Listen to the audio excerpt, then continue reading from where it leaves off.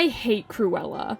I hate Cruella so much, I honestly go feral and start foaming at the mouth with how much I dislike this movie. Fun fact, I once ranted so violently about Cruella, I fainted and got a concussion and had to go to the hospital. So screw personal bias in this review, it's going right out the window along with my sanity. Cruella is a 2021 Disney prequel film to the 1961 film 101 Dalmatians, where her only character trait is being an evil woman who wants to kill and skin puppies to make a coat out of. Poison them, drown them, bash them in the head. I don't care how you kill the little beast, but do it! And do it now! Let me say it again for those of you who haven't seen the original for some reason. She wants to kill and skin puppies for a coat for herself, which means she's the perfect protagonist for this Disney film. You know, for kids! Disney's 2021 film is trying to make her out to be a misunderstood heroine feminist girl boss icon, conveniently forgetting that her origin was killing and skinning puppies. In the original film, she was a narcissistic, self-entitled animal and human abuser. I don't know about you guys, but that doesn't make for a very good role model, at least in my book. One more thing to preface is that Cruella is constantly compared to the 2019 film Joker. I'm a lot like Joker from the movie Joker. A cinematic masterpiece about a man who is beat down by society one too many times and snaps, while Cruella is a glorified revenge movie and we're supposed to like her because... why? Alright, she's a woman, so that automatically means she's better than you. At least that's how the movie tries to pander it to you. But with that to preface, let's actually get into the film. The film opens with baby Cruella being born, with an edgy voiceover from Cruella herself. She talks about how she's better than everyone, she likes to make a statement for herself, and we see the baby being ostracized by society for... what is it again? Oh, her hair? Really? That's the reason Cruella thinks the world hates her? It's not because, oh, I don't know, she's a self-entitled narcissist who thinks the world owes her something because she's different? Regardless of how people treated her as a baby, English people are just rude. It's in the tea they drink. It comes with the territory, Cruella. You should have just been born American or something. Also, Cruella's real name is Estella, but she goes by Cruella kinda... Oh, her name's Estella, not Cruella. For the review's sake, I'm just gonna call her Cruella. Either way, Cruella talks about how she sees the world differently, and how she's treated unfairly because of it. But rather than her actually being treated differently because she's a young, fatherless girl in the 1960s and actually showcasing issues women faced in those times, the movie decides to just have her be bullied for her hair, which was, fun fact, a common hairdo in the 1960s. Everyone around Cruella is mean to her for seemingly no reason, and yeah, kids are mean for no reason. I was bullied in grade school, my friends were bullied in grade school, everyone is bullied in grade school. It's nothing that makes you better or worse than anyone else. Just because you're bullied, it doesn't give you the right to be a bully back to anyone. But Cruella is constantly bullied by boys because girls would never be bullies to other girls. No, that would never happen. But Cruella keeps getting into trouble and fighting with other kids and generally causing disturbances, so much so that she gets kicked out of school. In this scene where she's getting kicked out, her mom really showcases the fact that she lets Cruella get away with a lot of her bad behavior, defending her while telling the male principal that Your school seems to turn out horrible children with no creativity or compassion. Or genius. No creativity, no creativity, no creativity, no creativity. you guys, Cruella was in the school. Are you just stating the obvious? The voiceover continues to talk about how hard it is to be a genius and how hard it is to raise a genius, but Cruella isn't a genius. She just tells you that she is and hopes you believe it. Throughout the whole film, it tries to have you sympathize with this future puppy killer by giving her a bad childhood. But having a bad childhood doesn't give you the right to be a dick. You know who else had bad childhoods? Millions of people from every demographic, gender, race, and country. Cruella isn't a special exception. Anyways, Cruella and her mom now have to move for some reason. The movie tells us it's because Cruella has no school, but along the way her mom needs to make a stop at an old friend's house. Her mom very firmly demands Cruella to stay in the car, and Cruella promises to stay in the car. So as soon as her mom is gone, Cruella leaves the car and goes straight into the party where there's some type of fashion show going on. Also, for whatever reason, the party looks like it takes place in the 18th century, even though this part of the movie takes place in the 1960s. It's not a plot detail, it's kind of weird. What year is this? I know, right? Cruella is caught by a security guard and then gets chased by some really ugly CGI Dalmatian dogs. It's almost like Beverly Hills Chihuahua that was made in 2008 did it better than you. And as she's running away, the dogs push her mom off a cliff and the mom falls to her death, leaving young Cruella to think that she was the one who inadvertently killed her mom. Then in the confusion, Cruella runs away and jumps onto a moving van and passes out, waking up miraculously in the exact place she wanted to go. Thanks, movie. That really was convenient of you to do. This is where we're introduced to Jasper and Horace. In the 101 Dalmatian film, it doesn't really seem like they're friends. It more or less felt like she hired them to go steal the puppies. But here I guess they're childhood friends. Jasper and Horace agree to let her stay with them because she has no mom, and then we have a time skip of 10 years where it's implied that they're just petty thieves. Cruella designs the disguises they use, and that's how they're able to get by. Cruella talks about how they were the best thieves and how they were reaping the rewards, but she wanted more out of life.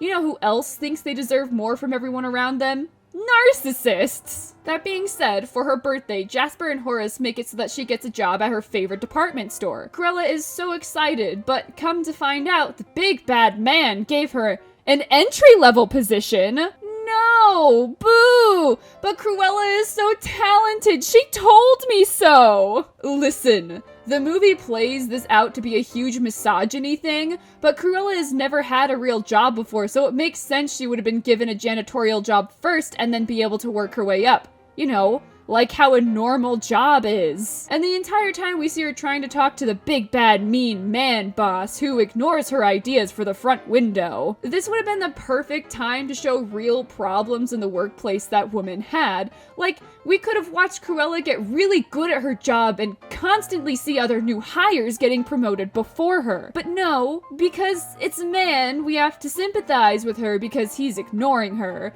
And because he's a man, the movie has to write him to be a misogynist. While we're watching Cruella hate her job and just be a general pain to work with, she goes to the front window and insults her co-worker, telling her that she's not doing her job well. I feel sad. You think that looks good? What? I feel sad. Do you think that looks good?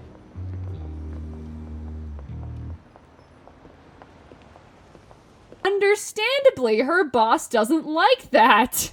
A real feminist icon doesn't put other women down because they think they're better than them. Cruella isn't a person you want to like.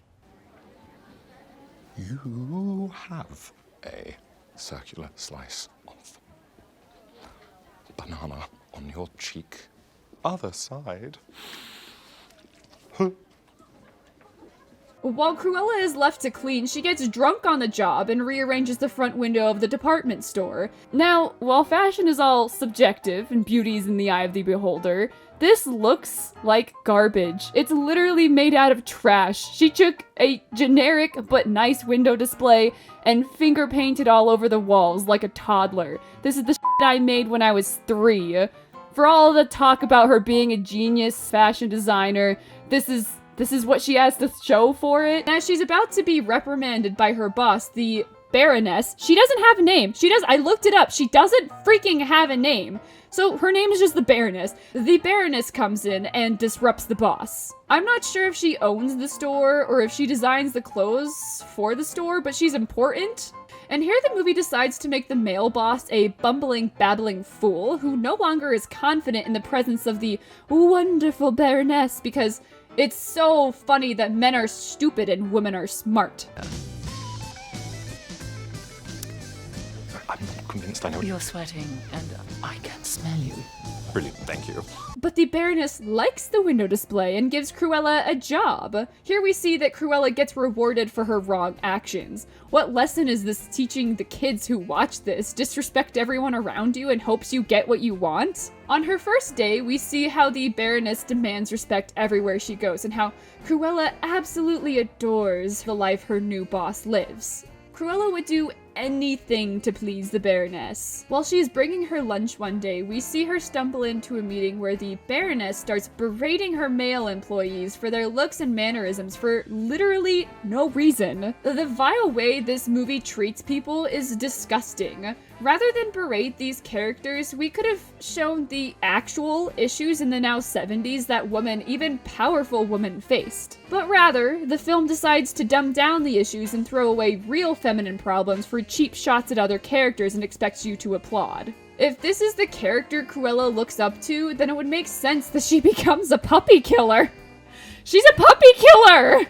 No one remembers this, they just like she's a puppy killer. Okay, stay unscripted. We watch as the two women become close to each other, and Cruella is gaining the respect of the Baroness. One day, the Baroness leans over, and a necklace that Cruella had lost at the party where her mom dies slips out, and Cruella sees it. She asks where it came from, and the Baroness tells her that it's a family heirloom, which is the very same thing her mom told her when she gave it to her as a child, and tells Cruella that an employee stole it from her a long time ago. Cruella now turns on the Baroness, thinking about how cruel she was when talking about her dead mother. Uh-oh, Cruella is angry now. Now she wants revenge on the Baroness for being a mean lady to her dead mom. But Cruella, the Baroness has always been a mean lady, and now you're upset about it because she's done it to someone you know, I guess? But to show that mean lady, Cruella wants to steal the necklace back. Cruella, Jasper, and Horace come up with a plan to steal the necklace back while a party is being hosted. And Cruella decides she wants to be the distraction so that Jasper and Horace can successfully steal the necklace. Typical narcissist behavior. Making yourself the center of attention to be able to get what you want. And this is where we get the super cool boss fire shot we all saw in the trailer, and it looks terrible. I don't understand how her hair didn't burn. Why didn't it burn? And because she caused the scene, the Baroness's security guards then try to escort her outside, but somehow Cruella easily disarms all three men and knocks them out. Meanwhile, Jasper and Horace are trying to steal the necklace, but uh-oh, the Baroness is wearing the dang thing. Then there's an awesome stare down between the two where they have an epic girl boss talk. Then rats are unleashed at the party, and in the confusion, Cruella literally just yanks the necklace off of the Baroness without her seeing. But then the Baroness blows a whistle for her Dalmatians to charge after Cruella's dog. Oh yeah, she has a dog, but it doesn't matter. It literally has no plot bearing. And after hearing the whistle, Cruella remembers that the Baroness had done the same thing when her mom died, meaning the Baroness was the one who killed her mother? In the confusion of the party, Cruella runs off, losing the necklace again. A Dalmatian swallows it. And she and Jasper and Horace all run away. Because of Cruella suddenly remembering that the Baroness was the one who killed her mom, now Cruella wants to have more revenge on the Baroness. And also because of this, Cruella has a complete 180 in her personality and has now decided to be a complete dick to her friends for no reason. She, in the span of one night, turns from a somewhat understandable character into the puppy killer we all know and love. Too bad it's not believable. Now Cruella wants to team up with her old friend Anita, who works at a newspaper company, and asks that they work together to screw over the Baroness. And she also wants to team up with the local shop owner, Arnie, who I think helps her design dresses. He's also the first gay character in a Disney film. Meanwhile, Jasper and Horace steal the Baroness's Dalmatians so that they can get the necklace. When Cruella comes back to the house and the Dalmatians are being aggressive, she tells Horace he's an imbecile, and immediately Jasper tells her he doesn't appreciate her talking to them like that. Why can't you walk 'em as well? There's no I in team. Well, there is an I in imbecile. Go. Hey, no, you can't talk to us like that. We're helping you here. So don't. Cruella is aggressive for no reason to the people who were her friends for 10 years and gave her a place to belong. If she were like this all along, it would be one thing, but she just flips a switch and now treats Jasper and Horace like henchmen rather than friends. She continues to go back to work for the Baroness and finds out that the Baroness needs a spring collection for her fashion line. And Cruella decides that her new plan is to completely ruin the Baroness's life by taking everything she cares about. This is the part of the movie everyone fights me on. Most people, when I tell them I hate Cruella, they tell me that The fashion is so good and I should like it for the fashion, which, yes, the fashion is very good, but the fashion isn't enough to make the movie good. Having good fashion doesn't make the script good. Having good fashion doesn't fix everything else in your movie.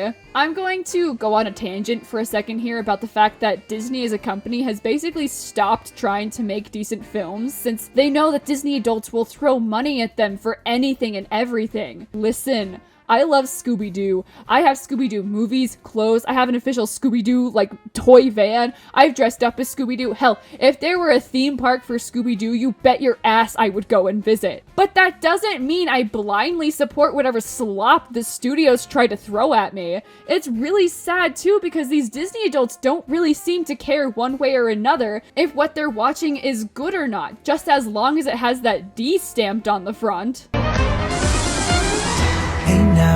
Hey now, this is what dream. No one seems to realize that Disney above all is a company and has learned how to prey on your emotions. You remember that warm, fuzzy feeling you felt when you first watched The Lion King? Here, have another! It's not as good as the original though. You remember how you related to Princess Jasmine or Cinderella? Here, have another! It's not as good as the original though. You want to hold on to those nice feelings of childhood, but Disney knows how to use that against you. Disney doesn't care about you, they only care about what's in that nice wallet of yours. We've got to have money. Also, did you know that Disney is actually screwing the head fashion designer out of their royalties for designing the fashion for the movie? I can appreciate one or two aspects from a film, but I can still hate the overall piece. So the Baroness becomes increasingly upset at Cruella, constantly upstaging her at all of her events, still not knowing Cruella is Estella, but you know, I guess she's stupid. She fires her lawyer, who also happens to be Roger, you know, from the original. Oh, I remember.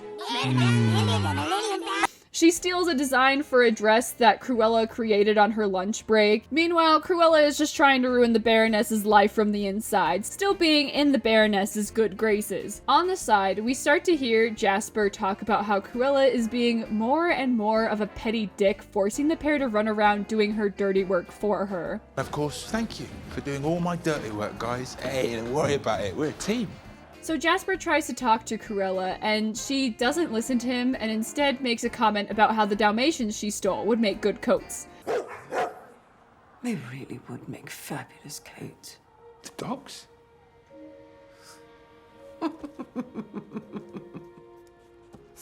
I'm joking. That's basically the only thing close to the original villainous woman we saw in the original film. Jasper tries to ask Cruella to be a little bit more nice to them, considering they have always been there for each other and taken care of each other, but Cruella is a dick and doesn't listen to her friends' pleas for her to be a decent human being.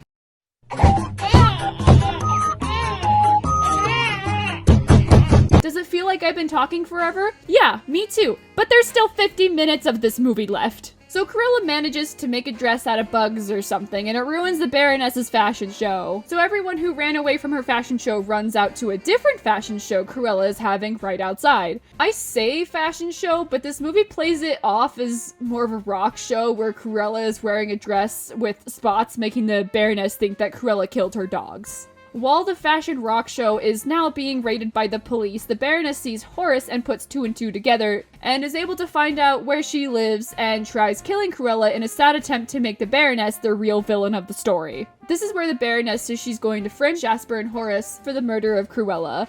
She gets tied up super easily. Like, remember when she took out those security guards at the party pretty easily? Why can't she do that again? Anyways, the Baroness and Cruella make lame threats towards each other. I know you killed my mother. Do you have the slightest idea how little that narrows it down? And then the Baroness sets the place on fire, killing Cruella. Finally, it's over! Just kidding, the film decides to rescue her. One of the security guards of the Baroness saves her and somehow also finds the necklace. He shows Cruella that there is actually a key inside of the necklace and has her open a box with that key. Inside, we find out that Cruella is actually the Baroness's child? Cruella is the child of the Baroness, and the security guard who saved her was the one who also saved her when she was a young child. giving the newborn away to a woman Cruella knew to be her real mother. Nothing says girl boss more than figuring out you're a trust fund baby. For a film where they're trying to push the idea of feminism and general girl bossery, it's really weird that they just give Cruella a bunch of money. The original idea of girl bosses is that through hard work, any woman can achieve their dreams and financial goals. But they literally just give Cruella money. Like, she had her name and aesthetic out there pretty publicly. She could have just made the money on her own and then bought the Baroness's house out from under her. That would have been pretty girl bossy. Because she is the child of the Baroness, this means that Cruella is the rightful heir to the Baroness's wealth, money, and title. The movie says this, I don't know what it means. I guess Cruella is a Baroness now.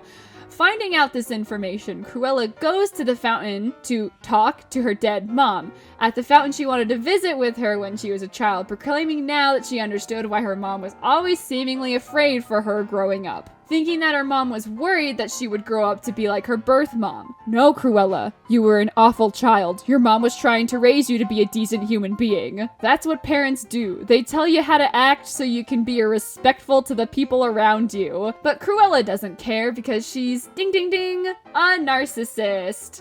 Cruella rejects the thought that you need to be a regular human and tells her dead mom that she's now better than the Baroness.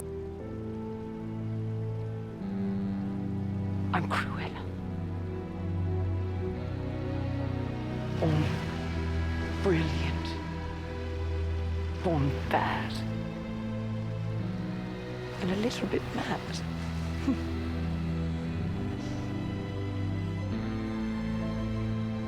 I'm not like her. I'm better. Cruella then goes to get Jasper and Horace out of prison by running into the police station with a garbage truck. But earlier in the film, when she hotwired a car and was driving it around, she said she didn't know how to drive. Didn't know you knew how to drive? I don't. I guess she figured it out. Horace and Jasper escape, and there's kind of a small apology from Cruella, but not really. The only way she gets back in their good graces is by telling them a sob story and making them feel bad for her. And they still don't believe her, and then she says sorry, and then they listen. You know who does that? Narcissists! So Cruella comes up with a new plan to ruin the Baroness's life. Meanwhile, there's a small, I guess you would call it, heart-to-heart with Jasper, and the movie thinks there's a clever line where she picks up the last name DeVille. It's not. Do you know what this car's called? A devil! It's DeVille, mate. DeVille.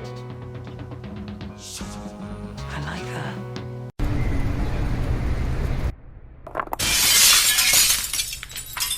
Hello, yes. I would like to purchase a car.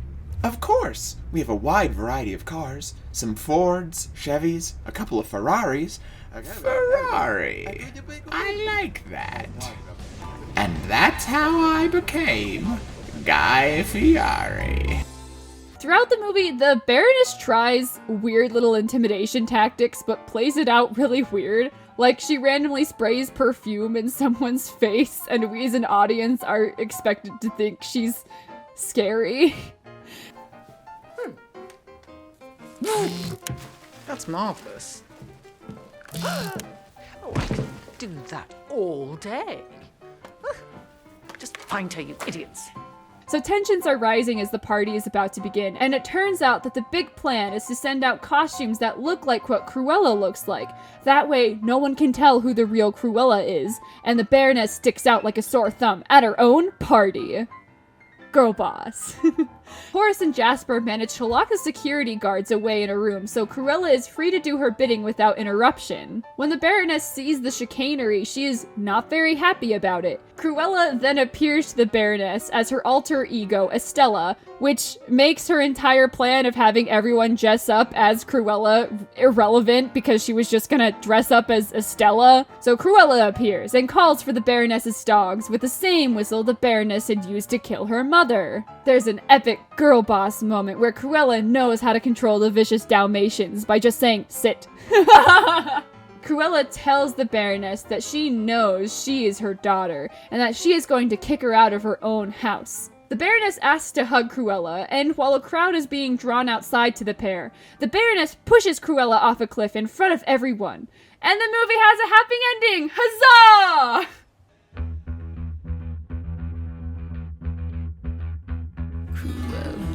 Just kidding. The movie again has a fake-out death where Cruella's dress turns into a parachute and she lives. I can't believe I'm reading this. But the crowd, now thinking she, Estella, is dead, are all witnesses to the Baroness's cold murder, and she is arrested. This means that the rightful heir to her fortune is Estella, who is presumed dead. But Estella has left a will saying that she left everything to Cruella, who is also supposedly dead, but now shows up to the party to say she's not dead. Hi, I'm Saul Goodman. Did you know that I looked up a couple of things about the law?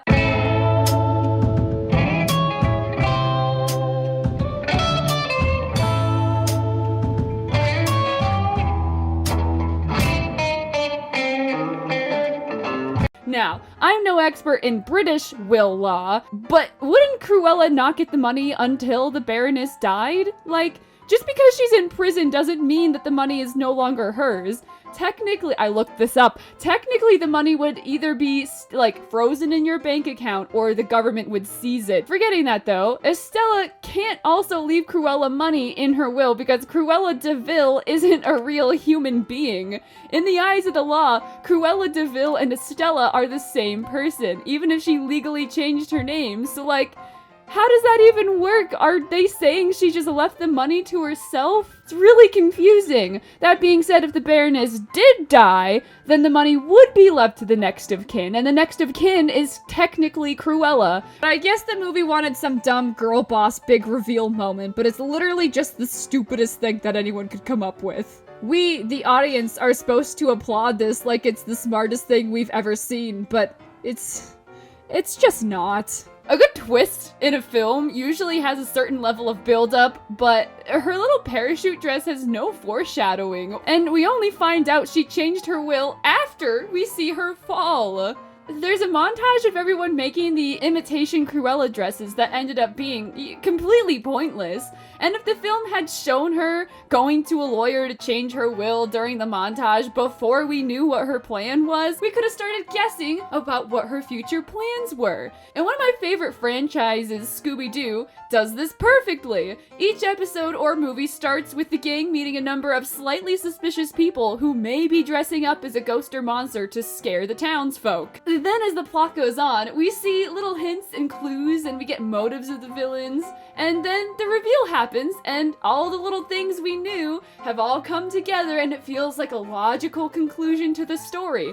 It's so simple to understand, even a child can understand it. By no means does the story need to spoon feed you its twist, but it should do a little legwork to make you feel like the writers didn't pull the solution to their characters' problems out of their dresses bustle. And by that I mean ass. So Cruella is left to inherit the wealth and mansion we see in the 101 Dalmatian movie. She gets to live out her days with a fashion empire in her name and the Baroness's dogs by her side. But wasn't she a puppy killer? Are you trying to rewrite the very basic fact that her only drive and motivation in the original film was that she wanted to murder puppies? Speaking of puppies, you know how in the first 101 Dalmatian movie, Pongo and Perdita have puppies together? Yeah, according to this movie, they're incest puppies. This better not awaken anything in me. During the movie, Horace and Jasper mention that one of the Baroness's dogs is kind of fat. Then they mention that the Dalmatian is pregnant. Later, in the end credit scene, it's highly implied that Cruella leaves Perdita and Pongo on the doorstep of Anita and Roger, meaning that the puppies Perdita and Pongo have are incest puppies. Now, seeing as the movie is making a direct reference to the original film here, it does highlight a pretty glaring flaw in the film. It makes absolutely no sense as a prequel. At the end of this film, we see Cruella acquiring a spiffy, beautiful mansion with her two best friends and a butler who saved her from childhood death. She leaves the incest puppies with their respective owners, and all is set for the future film. Except, no, that's not really what we see. The mansion in 101 Dalmatians is run down and literally falling apart with holes in the walls. The movie tells us in the beginning that our characters have been dealt a bad hand by life, hence their crappy attic apartment. But seeing as how the original exists, we know that in the lifetime of one generation of Dalmatian, which is like 10 years tops, they turn this to this. Furthermore, in this future, she doesn't treat any of the people she lives with as, well, people. She treats them like henchmen, butlers, goons, whatever, which is specifically what Jasper is wary of earlier in the film. He specifically says he will not be treated poorly by Cruella and goes to leave her, clearly showing that at some point he is willing to walk out on her toxic bullshit. There is a line that he has drawn very clearly for Cruella to understand. Obviously, this characterization isn't in the original because the original had no intention of any of these characters having meaningful relationships because their only role in the story is to be narcissistic, ultimately kinda stupid, puppy killers. By trying to insert these meaningful relationships between the characters, there's not really a way they can get from point A to point B. The issue is that they're trying to make Cruella this redeemable person, but we know in the next 2 to 5 years she's not going to be redeemable. She's in fact going to be worse. This movie makes me feel some very strong and vile emotions for it. And this is where I want to tell you about my theory with this movie. I wholeheartedly, 100% believe this movie was originally written without the idea of Cruella in mind. I think the script came to Disney as just an edgy story about a fashion designer in the 70s. But Disney, thinking that no one wants a movie unless there's already pre-established characters in it, decides to put Cruella into the film. So they do rewrites and then slap Cruella on it, and then the Disney adults will watch it. And they did. And they love it. Everyone loves Disney. Disney wins again! It's funny because when I talk to people about this film, the only reasons they can come up with to defend it are, oh, but the fashion is good, and but didn't you like the music? Which, yes, I admittedly, I do like those two things. But Disney didn't come up with the music. They just bought it and shoved it into the movie hoping to get into the audience's good graces. And on that same note, why should a film be good because of a good music or fashion? Like, doesn't the plot and acting and script need to be better and more memorable than a bright and shiny things it shoves in your face to compensate for its lack of effort? Another thing I really dislike about this film is that it was marketed and shoved down your throat as an epic, inspiring girl boss movie, but the actions of every girl except for Anita are terrible and despicable, and shouldn't be something girls or anyone aspires for. If this is seriously the poster child for good female role models, it's no wonder the feminist movement has failed so miserably. The fact that I'm supposed to relate and agree with these characters is a spit in the face. Cruella is a miserable character and a miserable choice for female representation. I don't want to relate to a, say it with me, narcissistic puppy killer. I don't think her actions as a girl boss represent the very real problems women of her time had to deal with. Rather than having those problems talked about, the movie has cheap shots at male characters and expects us to laugh along at how they're treated. Because in movies like this, man bad, women good. You know, I'm really sick of these fake girl boss movies trying to pander to girls, where all the male characters are dumbed down or just plain evil. I think that having Cruella actually be matched as far as wit and talent by male characters around her would have been more impactful than just making the other characters more dumb than her. In the real world, talented people are constantly faced with the fact that their efforts are evenly matched by every other man or woman in their profession. I feel that by making Cruella a normal-witted person and dumbing down the supporting cast or making them less personable, the impact the message of this movie was trying to portray doesn't hit as hard. The movie expects you to just accept it at face value though, and it prays you don't look any deeper. But I guess if the Disney adults like it, then they don't really need to try and make good films, do they? Cruella and Jasper also have this will they won't they thing going on, and it's really unsettling how the movie tries to portray their love. There's a line where Jasper says he finds it very difficult to say no to her sometimes, and she says, "That's what I love about you." What? Like, she's basically like, yeah, I love how much you'll do as I say. You're my submissive little guy, huh? Why is Disney allowed to get away with this? Oh right, it's because there are double standards for men and women. If the roles were switched, oh then there's a problem. But until then, the movie will glorify this to everyone watching it. Forget about the feminine problems of the 70s, let's talk about how men can be abused too, and society will tell them that it's not possible for a woman to abuse a man. This movie was made in 2021 and thinks that abusing people is kosher. Why would I want kids to watch this crap and think it's okay to treat people like this? I hate to be like, think of the children, but like, why do we want this to be a positive message to send to the kids watching this? In the 101 Dalmatian movie, she is straight up beating the men. And we want to aspire to be like this?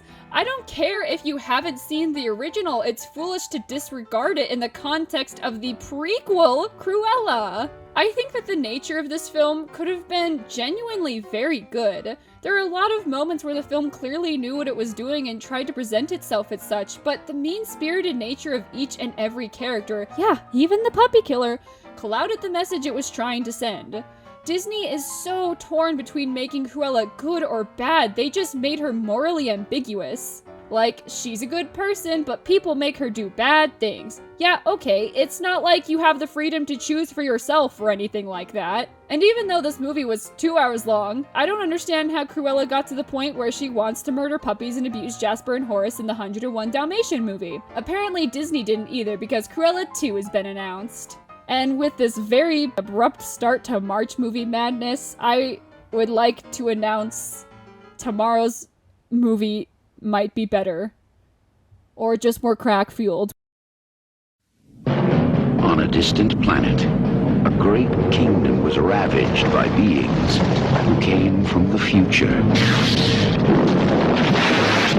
to conquer the universe.